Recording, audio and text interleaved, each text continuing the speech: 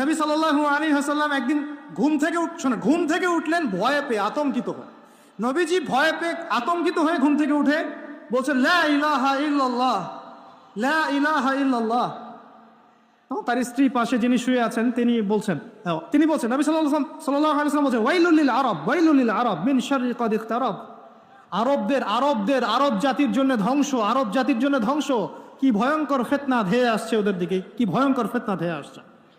এবং তিনি হাতের ইশারা করে দেখালেন এইভাবে যে আজকে, নবীজি বলছেন 1400 বছর আগের কথা, 1445 বছর আগের কথা, 1445 বছর আগে নবীজি বলেছেন আজকে, ওই সময় আজকে ইয়াজুজ আর মাজুজের যে দেয়ালের কথা মনে আছে?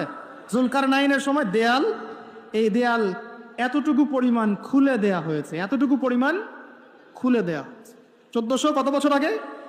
45।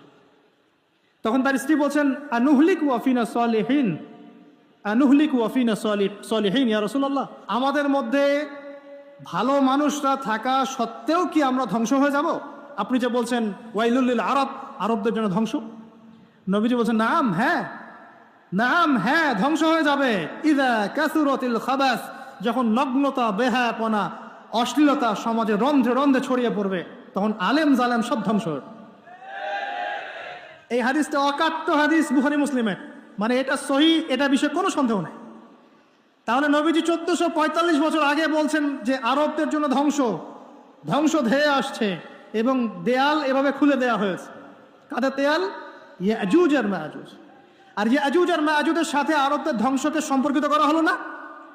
ইয়াজুজ আর মাজুজের সাথে আরবদের ধ্বংসকে সম্পৃক্ত করা হলো এবং বেহায়াপনাকে সম্পৃক্ত করা হলো। বুঝতে পারছেন? আরব জাতির ধ্বংসের সাথে ইয়াজুজ মাজুজকে কানেক্টেড করা হলো এবং অশ্লীলতাকে কানেক্টেড করা হলো।